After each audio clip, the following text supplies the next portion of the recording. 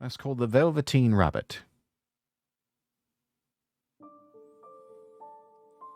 A soft and fluffy velveteen rabbit lived in a toy box in a boy's room. Each day, the boy opened the toy box and picked up the Velveteen Rabbit, and the Velveteen Rabbit was very happy. Then newer, brighter toys came into the toy box. They had special tricks. Some could move when the boy pushed a button, others bounced high. The Velveteen Rabbit had no special tricks or buttons. No wonder the boy started to choose these other new toys. At night, when the toys were all back in the toy box, the other toys talked with pride about all the fine things they could do. But the Velveteen Rabbit was quiet. There was not much to say. Only one other toy in the toy box was like the Velveteen Rabbit. The cowboy horse was also a soft, fluffy toy. But he was old. Most of his hair was worn away. The cowboy horse said to the Velveteen Rabbit, "Soft toys like us are really the lucky ones. We get loved the most. And when soft toys get loved and loved, we can become real." "What is real?" asked the Velveteen Rabbit. "Oh, being real is the best," said the cowboy horse. "You can move when you want to move. When you're real, if you're loved, you can show your love back." One day, Nana, who took care of the boy, flew open the lid of the toy box. She said in a busy tone, "Oh dear, that walking doggy is missing. I must find something else for the boy." In a second, Velveteen Rabbit was plopped down onto the bed with the boy. This began another happy time for the Velveteen Rabbit. Each night the boy would hold the Velveteen Rabbit close in his arms. In the morning, the boy would show the Velveteen Rabbit how to make rabbit holes under the sheets. If the boy went outside to a picnic or to the park, the Velveteen Rabbit would come with him too. After a while, with the hugging and the holding, much of the Velveteen Rabbit's fur got matted down. His pink nose grew less pink with all the boy's kisses. But the Velveteen Rabbit did not care. It was happy.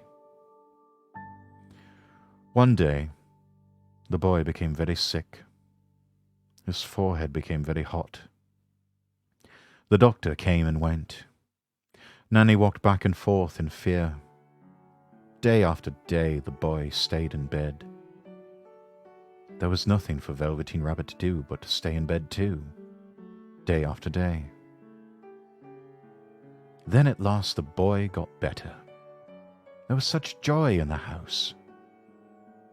The doctor said the boy must go to the shore. How wonderful, thought the Velveteen Rabbit.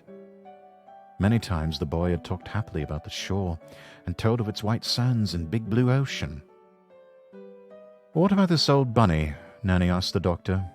"Oh, that old thing," said the doctor. "It's full of scarlet fever germs. Burn it at once. Get him a new bunny." So the Velveteen Rabbit was thrown into a sack, along with the boy's bed sheets and old clothes and a lot of junk. The sack was carried to the backyard. The gardener was told to burn the whole thing. But the gardener was too busy picking the beans and peas before nightfall, so he left the sack behind. "I'll take care of it tomorrow," he said. The sack was not tied at the top, and the Velveteen Rabbit fell out. The next day, when the gardener picked up the sack to take it away to be burned, the Velveteen Rabbit was not in it. Then it started to rain. The Velveteen Rabbit was sad. So far away from the boy, never again to be nice and cozy together, and now, soaking wet. A tear fell from the Velveteen Rabbit's eye over his cheek, and it plopped onto the grass. All at once, at the spot where the tear fell, a flower grew up. Then the bud of the flower opened to reveal a tiny fairy. "Little rabbit," said the fairy, "do you know who I am?" "I wish I did," said Velveteen Rabbit. "I am the fairy that takes care of toys that are well loved. By then, the Velveteen Rabbit was shabby and grey. The boy had loved off all of his whiskers. The pink lining in the ears had long turned grey. Its brown spots, once fresh and bright, were now faded and hard to see. "It is now time for me to make you real," said the fairy. I think I remember real," said the Velveteen Rabbit. Now what was it that the cowboy horse had said? "Ah, yes, when you're real, you can move when you want to move. If you're loved, you can love back." With one touch of the fairy's wand, the Velveteen Rabbit felt different. Tickly. All of a sudden, each one of its 2 legs sewn together tight could move. A fly landed on the Velveteen Rabbit's head, and it was itchy.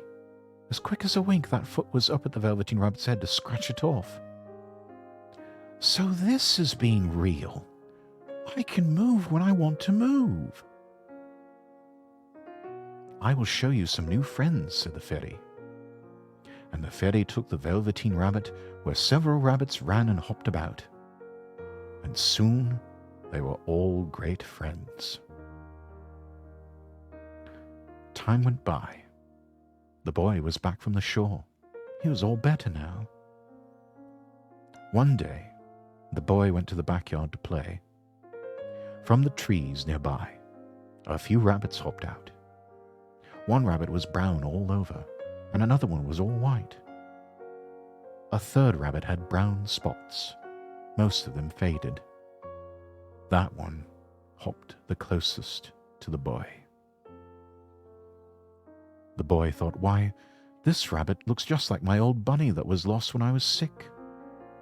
I loved that bunny." What he didn't know was that it was his very own bunny, come back to see the boy. For he was the reason the Velveteen Rabbit had become real. The end.